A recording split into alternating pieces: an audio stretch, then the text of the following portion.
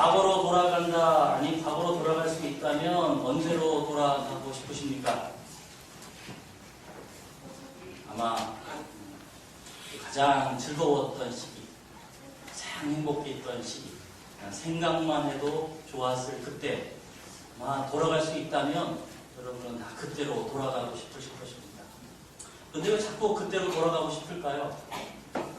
의미는 간단합니다. 지금 사는 게 힘들고 피곤해서 그래요. 지금 사는 게 즐겁고 좋으면 옛날로 돌아가고 싶다라는 말들을 안 할 거죠. 그러나 오늘의 삶이 좀 힘들고 피곤하니까 자꾸 예전에 좋았던 때로 자꾸 돌아가고 싶은 생각이 우리의 마음 가운데 있습니다. 요즘 우리가 많은 분들이 또 많은 사람들이 사실은 정말 피곤한 삶을 살아가고 있고 그리고 피곤함을 느끼는 세상 속에서 살아가고 있는 것 같아요. 제가 하루는 오후가 되었는데 막 잠이 밀려오더라고요. 평소와 좀 다르게 막 피곤함이 밀려오고 갑자기 막 잠이 밀려오는데 어떻게 해도 그 졸음이 달아나질 않는 겁니다. 왜 이러지? 이상하다 생각해봤어요. 왜 그럴까 생각해봤고 원인을 알았습니다. 그날 아침에 커피를 안 마셨습니다. 그럼 커피를 마시지 않고는 하루를 버틸 수 없을 정도로 많은 분들이 피곤한 하루하루를 살아갑니다. 그것은 저만의 이야기가 아니고 그냥 모두의 이야기일 겁니다. 여러분이 드시는 커피 한번 끊어보십시오. 여러분이 오후쯤 어떻게 되시는지 먹던 거 끊어보시면 내가 참 많이 피곤한 상태였구나 라는 것들을 여러분은 알게 될 것입니다. 우리가 이렇게 피곤한데도 그럼에도 불구하고 살아가는 것은 무엇 때문이냐면 피곤하지만 그래도 장차 누릴 행복이 있겠지라는 기대 때문에 오늘 피곤함을 견디고 참고 그렇게 살아가는 거예요. 그런데 참 이상한 것은 행복을 위해서 또 즐겁기 위해서 오늘 우리가 좀 피곤한 것을 참지만 그러나 정작 행복은 더 멀어지는 느낌을 갖게 된다는 거죠. 행복을 위해서 내가 피곤한데 그 행복은 점점 더 내 앞에서 더 멀어지는 것 같은 그런 느낌을 받습니다. 그런 삶을 살면 뭐만 남냐면 결국에 그냥 내 삶은 피곤했다. 그것만 남는 거죠. 그러니까 피곤한 인생만 결국에는 남는 거예요. 그럼 그런 삶이 아니라 오늘은 피곤하지만 진정한 행복을 누릴 수 있는 그리고 그 행복이 보장될 수 있는 그런 삶은 우리에게 없을까요? 본문에도 아주 피곤한 사람들이 등장하죠. 아주 피곤한 사람들이 있습니다. 성경에 보면 예수님께서 기도하시기 위해서 산으로 올라가셨습니다. 그리고 주님은 3명을 데리고 가셨어요. 예수님께서 특별한 장소에 갈 때마다 꼭 3명을 데리고 갔어요. 베드로, 요한, 야고보. 예수님께서는 그들을 데리고 가셔서 산에 올라가서 기도하기 시작하십니다. 그때 제자들은 무엇을 하고 있었을까? 32절 말씀입니다. 우리 같이 한번 읽어볼까요? 32절. 자, 시작. 베드로와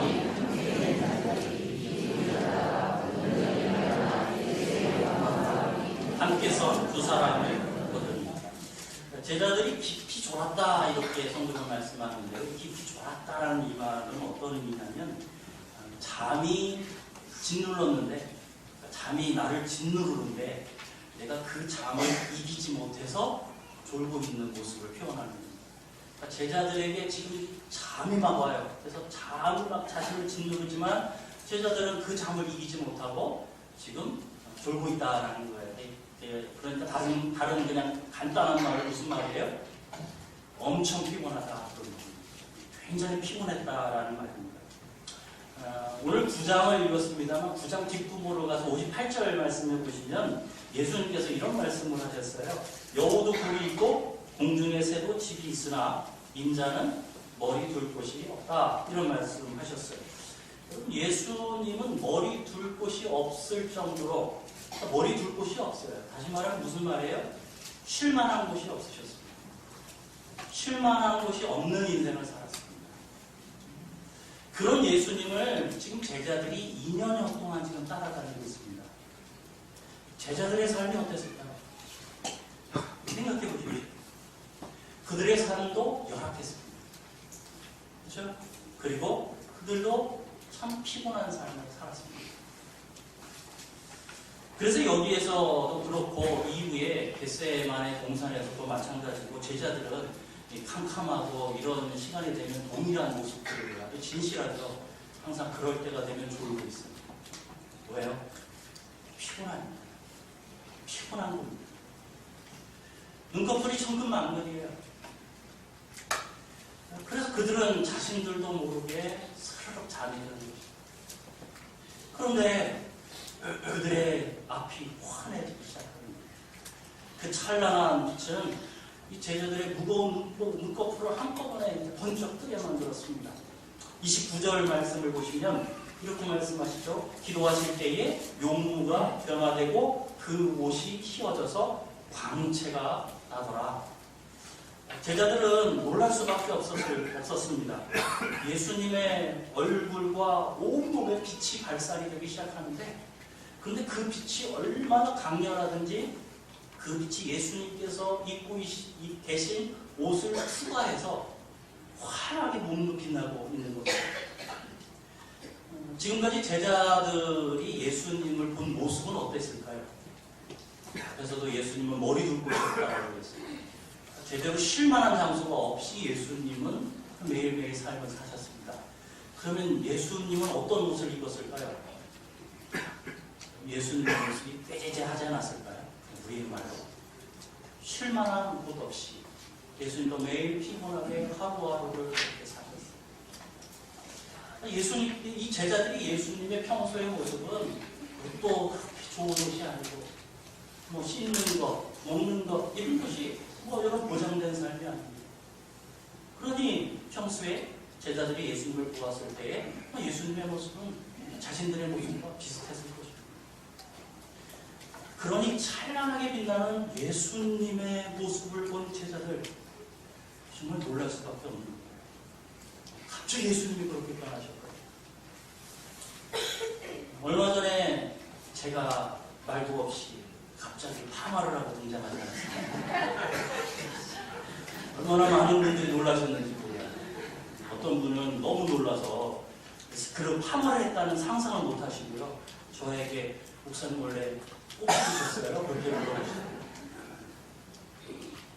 난생 처음 파마를 했습니다. 머리털 나고 처음 한 거예요. 저도 익숙하지 않고 저도 놀랐어요. 내 모습이 이렇구나. 그러니 다른 분들이 놀라는 것은 당연한 것이죠.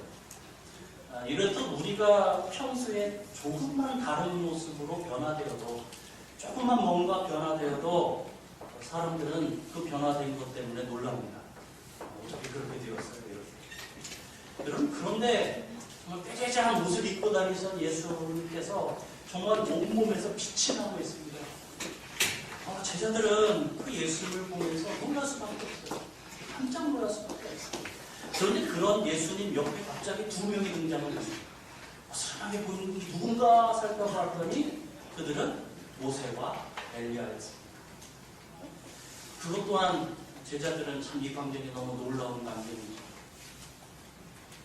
사실 예수님께서 이런 찬란한 모습으로 변화된 이 모습은 사실 미래의 예수 그리스도께서 우리에게 나타나실 모습입니다.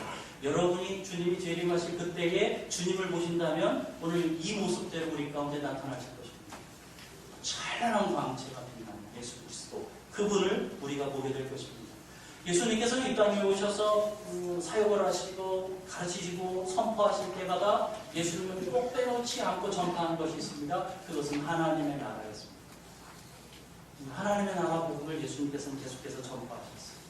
9장 초반에 예수님은 제자들을 둘씩 짝을 지어서 파송을 하시는 모습을 보게 됩니다.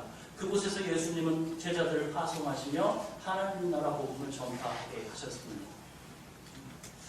여기서 나타나신 이 찬란한 예수님의 모습은 예수님께서 선포하신 그 하나님 나라가 완성되었을 때에 예수님께서 우리에게 보여주실 모습이에요. 주님 그때에 이 모습으로 등장하실 것입니다.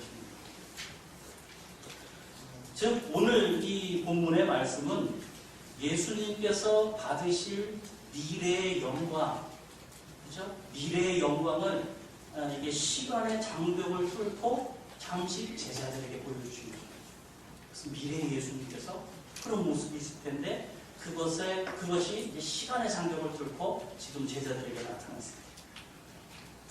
그렇다면 왜 성경은, 그리고 예수님께서는, 하나님께서는 이러한 영광스러운 예수님의 모습을 이 제자들에게 미리 보여주시는 것일까? 왜 미리 이렇게 맛을 보여주시는 것일까? 그것은 다른 것이 아니라 이 예수님이 누구이신지 알려주시기 위한 거예요. 앞에서 베드로가, 본문 바로 앞에서 베드로가 주는 그리스도시다, 하나님의 그리스도시다 이렇게 고백했거든요. 그 예수 그리스도가 그리스도시다, 메시아다라는 것을 이 가운데 증명해 주시기 위해서 예수님의 그 변화된 모습을 보여주셨어요. 그리고 또 하나 보여주시고자 하신 것이 무엇이냐? 그것은 그 예수 그리스도의 삶 끝에 이런 영광이 있다라는 것을 보여주신 거죠. 주님의 삶 끝에 이런 영광이 있다. 지금 제자들은 피곤합니다. 우리들도 피곤합니다. 그렇죠? 안 피곤하세요? 피곤해요. 오늘도 저는 일부 예배 마치고 커피 한 잔을 먹고 올라왔습니다. 설교가 좋을까봐요. 예전에 정말 청년 설교를 하다가 설교다 제가 깜빡 존 적이 있어요. 그게 가능하냐고요? 가능하더라고요. 저도 몰랐어요. 깜빡 이게 기억이 없더라고요. 여러분, 예수님도 이 땅에서 굉장히 피곤한 삶을 사셨어요. 우리만 피곤한 삶 사는 게 아니에요. 예수님도 피곤했어요. 그렇죠? 그러나 예수님께서 오늘 본문을 통하여 이 모습을 보여주신 것은 그 피곤한 삶이지만 예수님의 인생의 끝, 이 세상에서 살아가는 삶의 끝에는 그 하나님의 놀라운 영광이 있다는 것을 우리의 가운데 보여주십니다. 우리가 오늘 피곤하지만 참고 인내하는 것은 사실은 이 피곤함을 통해서 얻어질 행복에 대한 바람 때문입니다. 하지만 여러분, 그렇게 피곤한 그 삶의 끝이 여러분 정말 행복하시던가요? 아니면 그냥 피곤 끝이 피곤이십니다. 여러분 어떠십니까? 하지만 이게 피곤한 인생이지만, 피곤한 삶이지만 영원한 영광을 얻을 수 있는 삶이 있다는 겁니다. 예수님 그걸 보여주십니다. 지금 피곤하지만 이후에 영광스러운 삶이 있다는 것. 그 삶은 어떤 삶이냐? 그 삶은 지금 여기에 보여주시는 그 예수 그리스도를 따라 삶인 줄 여러분 믿으시기 바랍니다. 주님을 따라 살면 그렇게 될 수 있다라고 말씀하는 거예요. 여러분, 제자의 삶, 그것은 피곤한 삶입니다. 제자의 삶은 안 피곤한 삶이 아니라 그건 피곤한 삶이에요. 주님을 따라 산다는 것은 피곤합니다. 하지만 무엇이 기다려요? 영광이 기다린다라는 것입니다. 그러니 여러분 모두는 정말 주님을 따르는 제자의 삶을 살아가는 여러분의 삶이 되시길 바랍니다. 제자로서 우리 주님 따라 살아가기를 바랍니다. 예수님께서는 변화되었고, 그리고 모세와 엘리야와 함께 이야기를 나누고 있습니다. 3절 말씀을 보세요. 문득 두 사람이 예수와 함께 말하니 이는 모세와 엘리야라. 여러분, 어떻게 보면 예수님께서 가신 이 자리는 어떤 자리 같습니까? 그냥 우리의 생각으로 생각해 볼 때 휴가를 떠난 것 같은 자리가 아닐까요? 예수님은 매일 피곤한 삶을 사셨어요. 왜냐하면 인간의 몸을 입고 있다는 것이었기 때문에. 우리가 느끼는 피곤, 곤고함, 그런 거 다 느끼셨어요. 몸이 피곤한 것입니다. 그런데 예수님은 지금 그런 삶을 뒤로 했어요. 그리고 잠깐 본래의 모습으로 돌아가셨어요. 그리고는 그 옆에 누구도 있어요? 모세와 엘리야도 함께 있습니다. 여러분, 우리가 피곤한 삶을 뒤로 하고서 휴가를 떠날 때가 있지 않습니까? 휴가를 떠나서 쉬면서 평소에 정말 만나지 못했던 친구들과 함께 만나는 장면, 우리가 오늘 우리의 삶을 본다면 오늘 본문의 장면이 여러분 그런 장면 같지 않습니까? 예수님이 항상 본래의 모습으로 돌아가셔서 지금 모세와 엘리야와 이야기를 나누게 됐습니다. 여러분, 휴가를 떠나면 여러분은 무엇을 하고 싶으세요? 관광을 하고 싶으세요? 사람마다 달라요. 관광을 하시고 싶은 분들도 있고요. 어떤 분들은 아니 나는 그런 거 다 싫고 그냥 나는 잘래. 그리고 그냥 방에서 자는 분들이 있고, 어떤 분들은 야 맛있는 것 좀 먹으러 가자 그러면서 맛집을 찾아가실 분도 있고, 어떤 분들은 그런 분들이 있을 것입니다. 평소에 만나지 못한 친구들을 만나서 무거운 이야기가 아니라 그냥 가볍고 부담 없고 재미있는 이야기 나누며 깔깔대면서 그냥 시간을 보내고 싶은 분들도 있을 것입니다. 예수님은 그렇게 그 시간을 보낼 수 있었겠죠. 하지만 예수님과 모세 그리고 엘리야가 함께 나누고 있는 대화를 살펴보면 그 대화의 내용이 정말 심각합니다. 31절 말씀을 우리 같이 한번 읽어볼까요? 31절 말씀입니다. 같이 읽습니다. 자, 시작. 별세하실 것을. 별세라는 이 말은 이 땅의 삶으로부터 벗어난다 또는 떠난다라는 그런 의미를 갖고 있습니다. 그러니까 이 별세는 죽음을 의미하는 겁니다. 죽음. 예수님께서 모세와 엘리야를 만나셔서 쉬신 것이 아니라 더 심각한 이야기를 하고 계세요. 무슨 이야기요? 죽음에 대한 이야기를 하고 있습니다. 그런데 왜 이 이야기를 하는데 모세와 엘리야일까요? 왜 갑자기 모세와 엘리야가 등장했을까요? 이 두 사람은 구약을 대표하는 인물들입니다. 모세는 율법을 대표하는 인물이죠. 그리고 엘리야는요, 선지자를 대표하는 인물입니다. 그래서 이 구약의 말씀이 성취되었다. 마태복음에서 요즘 이제 새벽에 마태복음 매일 성경을 보고 있습니다만 반복돼서 나오는 게 뭐냐면 율법과 선지자의 이런 표현이 나옵니다. 그러니까 율법과 선지자 그러면 구약을 대표하는 겁니다. 이 두 인물은 구약을 대표하는 겁니다. 그리고 또 하나, 이 둘은 메시아 예언과 관련돼 있는 인물들입니다. 신명기 18장 15절 말씀 우리 같이 한번 읽어볼까요? 신명기 18장 15절 말씀입니다. 자, 함께 했습니다. 시작. 내 하나님 여호와께서 너희 가운데 내 형제 중에서 너를 위하여 나와 같은 선지자 하나를 일으키시니 너희는 그의 말을 들을지어다. 모세는 여기에서 메시아에 대해서 예언을 하고 있는 것입니다. 선지자 하나. 그리고 베드로 사도는 사도행전에서 이 모세의 예언이 예수 그리스도에 의해서 성취되었다라고 선포했습니다. 이 예언은 예수님에 대한 예언이었다라는 것이죠. 말라기 4장 5절 말씀도 같이 한번 읽겠습니다. 말라기 4장 5절입니다. 자, 읽습니다. 보라, 여호와의 크고 두려운 날이 이르기에 내가 선지자 엘리야를 너희에게.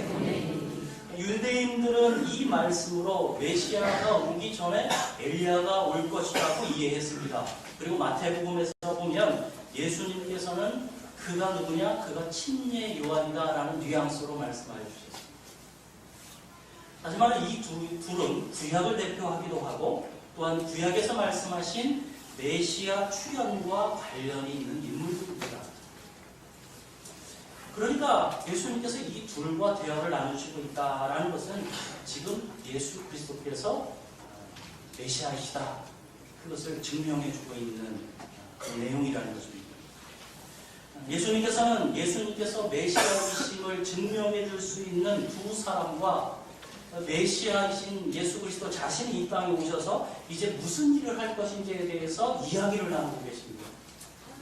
무슨 일을 할지를 이야기하는 거예요. 메시아가 도대체 누구냐? 메시아가 무슨 일을 할 것이냐? 그 이야기에 대해서 서로 이야기하고 있더라는 것입니다. 그래서 근데 그 대화의 내용이 뭐라고요? 바로 예수님께서 예루살렘에서 별세하실 것.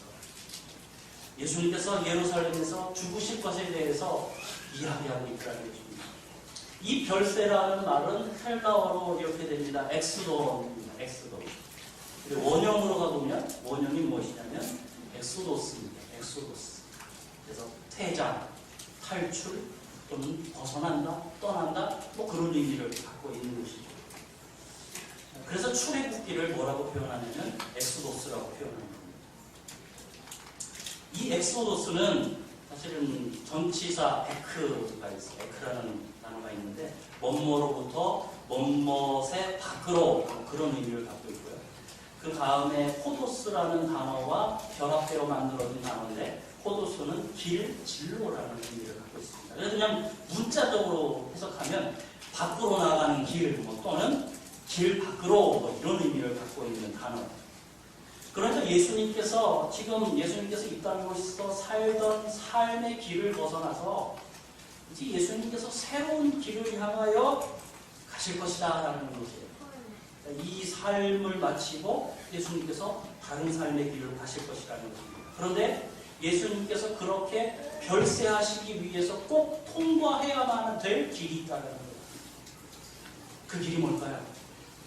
이 땅에서 사시던 예수 그리스도께서 이제 원래의 길로 다시 돌아가실 텐데, 그런데 그렇게 가기 위하여 꼭 통과해야 될 길이 있어요. 그 길이 무엇이냐? 그 길이 바로 죽음입니다. 오늘 본문은 아닙니다만 좀 앞으로 올라가셔서 성경을 보고 한번 읽겠습니다. 22절 말씀입니다. 성경 9장 22절 말씀 읽겠습니다. 같이 읽겠습니다. 시작. 이르시되 인자가 많은 고난을 받고 장로들과 대제장들과 서기관들에게 버림받아 죽임을 당하고 제3일에 살아나야 하리라 하시고, 예수님께서 새로운 길을 가시기 위해서는 여러분 꼭 가야 할 길이 있습니다. 그 길은 죽음의 길, 십자가의 길. 그것을 성경은 별세라고 표현합니다. 앞에서 우리는 예수님을 따르는 삶을 살 때 예수 그리스도께서 얻으신 그 영광에 우리도 동참하게 될 것이다. 우리도 그 영광을 얻게 될 것이다 라고 말씀을 나눴습니다. 그런데 예수님께서 얻으실 그 예수 그리스도의 영광은 주님께서 십자가의 길을 가시고 얻는 영광입니다. 그 길을 가셔야 얻을 수 있는 영광입니다. 그렇다면 우리는 어떨까요? 우리가 예수 그리스도를 따를 때 우리도 그 주님의 영광을 얻을 수 있다라고 말씀드렸습니다. 그러면 주님은 그 길에 십자가의 길을 통하여 그 영광을 얻으셨다면 우리는 그 영광을 어떻게 얻을 수 있느냐는 것입니다. 그래서 예수님께서 23절을 말씀하세요. 23절을 우리 가운데 요구하시는 거예요. 23절을 우리 같이 한번 읽겠습니다. 23절입니다. 같이 읽습니다. 시작. 또 우리에게 이르시되 아무든지 나를 따르려거든 자기를 부인하고 날마다 제 십자가를 지고 나를 따를 것이니라. 성도 여러분 꼭 기억하십시오. 십자가의 길이 없이 예수님께서 보여주신 이 영광의 자리에 갈 수 없습니다. 그 영광을 얻을 수 없습니다.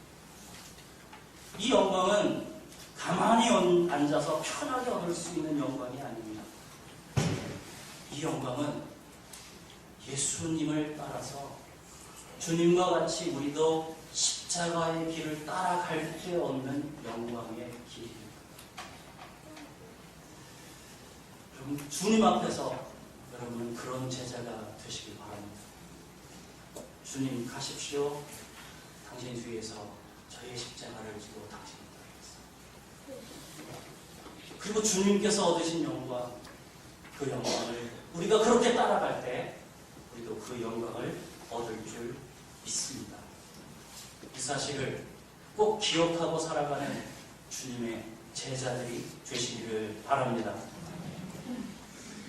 하지만 오늘 본문에 나와 있는 제자들은 전혀 이 사실을 이해하지 못하고 있습니다. 예수님과 모세와 엘리야가 그 영광 중에 십자가의 길에 대해서 이야기하고 있을 때 제자들은 십자가가 아니라 그 주님의 영광만 보고 있습니다. 그 십자가에 대해서는 관심 없습니다. 그냥 눈에 보이는 그 영광스러움만 지금 보고 있는 거예요. 33절, 그래서 이런 말이 나오는 겁니다. 33절도 우리 같이 읽어보겠습니다. 성경 33절입니다. 시작. 두 사람이 떠날 때 베드로가 예수께 여쭤되 주여 우리가 여기 있는 것이 좋사오니 우리의 주 하나는 모세를 위하여 하나는 엘리야를 위하여 하사이다 하되 자기가 하는 말을 자기도 알지 못하다. 이 제자들은 자신들 앞에 일어난 이 놀라운 광경과 이 놀라운 일에 그냥 취했어요. 취해버렸어요. 그냥 여기에 있고 싶지 않은 거예요. 그래서 베드로는 자기가 뭐를 얘기하고 있지만 자기가 도대체 이야기하는 내용의 의미가 뭔지도 모르고 그냥 그 자리가 너무 좋다 보니까 막 이야기하고 있어요. 그냥 거기서 계속 살고 싶은 거예요. 거기서 그냥 계속 지내고 싶은 거예요. 그 산에서 내려가기가 싫어요. 그냥 그 영광의 자리, 편한 자리, 좋은 자리, 그냥 거기서 계속 쫙 지냈으면 좋겠어요. 그래서 성경은 베드로가 이야기합니다. 초막 셋을 지어서 하나에는 예수님 사시고 하나에는 모세가 살고 하나에는 엘리야가 살았으면 좋겠습니다. 그럼 나머지 제자들 3명은 어떻게 사는 걸까요? 노숙하는 걸까요? 아니요. 한 명은 예수님과 함께 살고, 한 명은 모세와 함께 살고, 한 명은 엘리야와 함께 살자라는 거예요. 그 자리가 너무 영광스러운 자리고, 너무 좋은 자리고, 너무 행복한 자리고, 그냥 거기서 내려가지 않고 그냥 한 분씩 모시고 좀 살았으면 좋겠다라는 거예요. 우리말로 하면 모세와 함께 살아보기, 엘리야와 함께 살아보기, 이런 거 한번 해보고 싶다는 거죠. 우리도 피곤한 인생과 피곤한 삶을 살아가다가 잠시 쉬는 시간을 가질 때가 있지 않습니까? 그럴 때 우리 마음에 드는 생각이 뭐예요? 계속 이렇게 쉬었으면 좋겠다. 그렇죠? 그런 마음 드는 게 당연하잖아요. 계속 쉬었으면 좋겠다. 바쁘고 고단한 삶을 살아가 여러분 아름다운 장소에 갔어요. 쉬러 갔어요. 아름다운 산속에, 아름다운 바닷가에 가서 다 펜션에 앉아서 아름다운 광경을 볼 때 여러분 무슨 말을 합니까? 그냥 여기 눌러 살았으면 좋겠다. 그냥 여기 계속 살았으면 좋겠다. 그냥 이렇게 살았으면 좋겠다. 예수님을 따라다닐 때 그들은 너무 피곤했습니다. 피곤한 삶입니다. 그러니까 그 자리가 너무 좋은 거예요. 베드로. 저는 이 베드로의 마음을 충분히 이해합니다. 저라도 이렇게 이야기했습니다. 예수님 내려가지 맙시다. 여기서 평생 같이 지냅시다. 내려가지 맙시다. 그렇게 이야기했을 것 같습니다. 그러나 하나님께서는 그런 제자들에게 이렇게 말씀하신 것입니다. 오늘 본문의 35절 말씀 보십시오. 그리고 함께 읽겠습니다. 35절입니다. 시작. 구름 속에서 소리가 나서 받은 자니 너희는 그의 말을 들으라. 그의 말을 들으라라는 이 명령은 말만 들으라라는 명령이 아닙니다. 사실 원래 의미는 글을 들으라가 더 가까운 의미입니다. 글을 들으라. 말이라는 말을 빼야 돼요. 글을 들으라. 글을 들으라는 말은 무슨 말일까요? 말만 들으라는 이야기가 아니고 예수님의 행동 하나하나에 촉각을 곤두세워라. 예수님이 어떻게 하는지 봐라. 촉각을 곤두세워라. 예수님께서 무슨 말씀을 하시는지, 예수님께서 어떤 행동을 하고 있는지, 예수님께서 지금 어떤 길을 가시는지 자세히 보고 그 주님이 하시는 그것을 따라가라.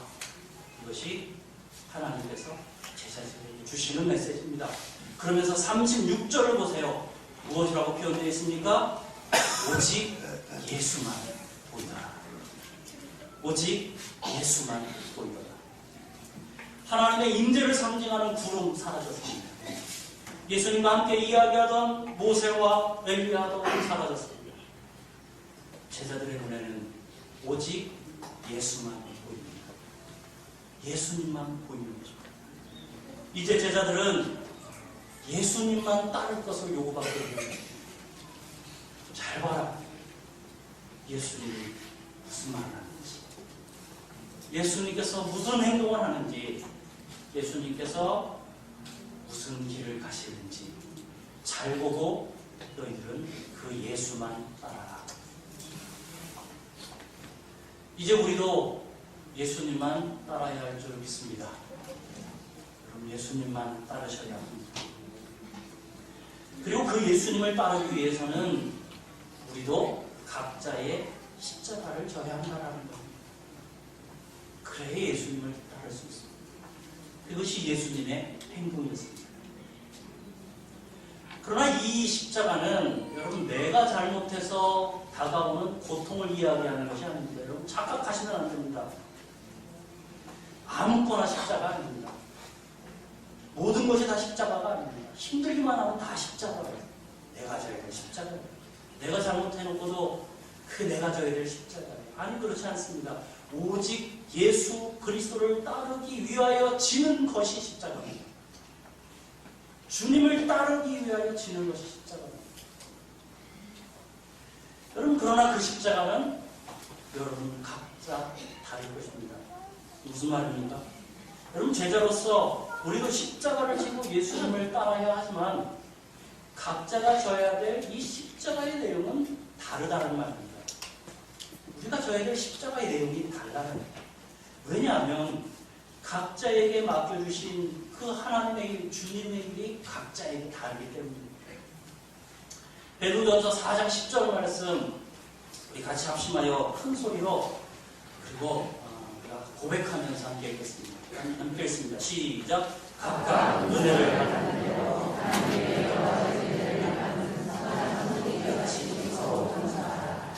제자의 길, 십자가의 길 그러면 우리 마음에 너무 무겁고 사실은 뭔가 버거움이 느껴집니다. 죽어야 될 것 같아요. 그러나 베드로 사도는 그런 삶을 조금 더 쉽게 우리 가운데 표현해 줍니다.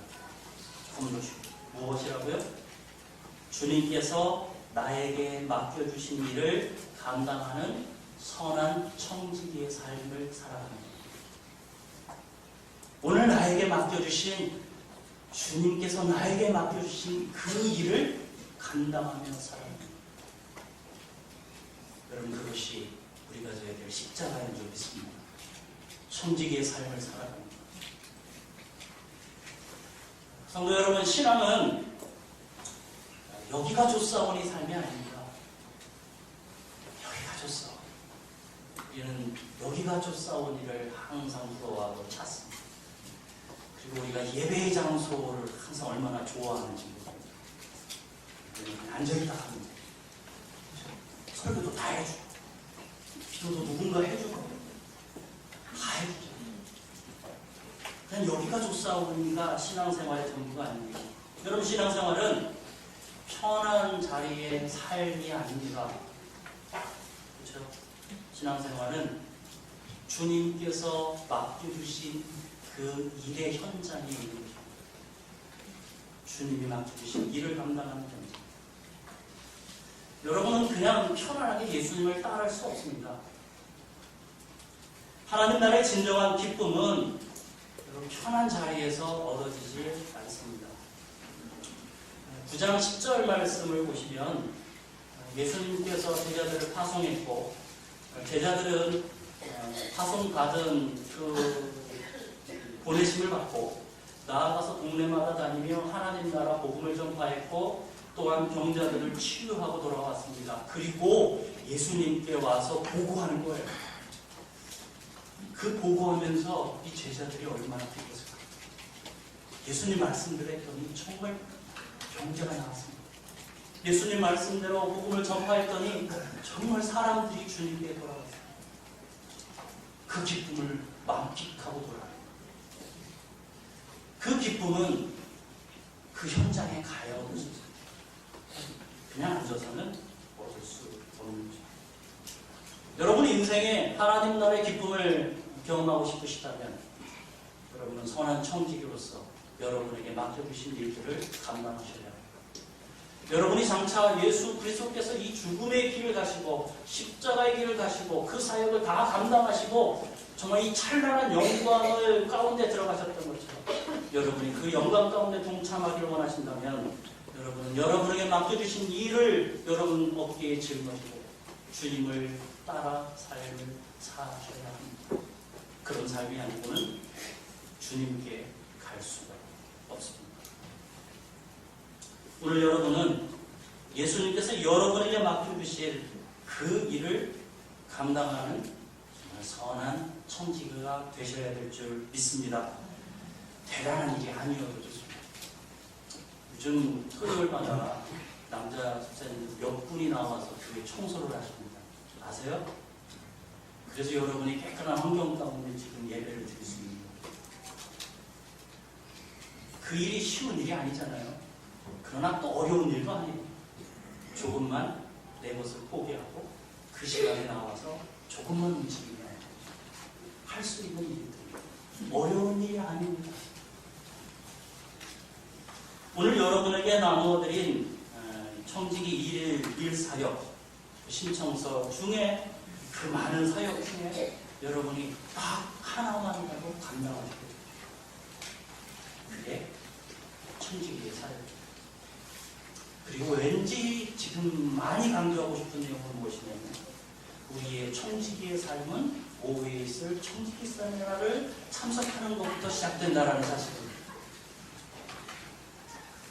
청지기 세미나를 참석하시는 것부터 우리 선한 청지기의 삶이 시작됩니다. 좋습니까? 참석하실 거죠? 선거를 참 정직해가지고요. 내가 참석하지 않을 것 같으면 절대 아멘을 안 해요. 참석하실 거죠? 네. 예수님의 죽음이 허무한 것일까요? 아니요.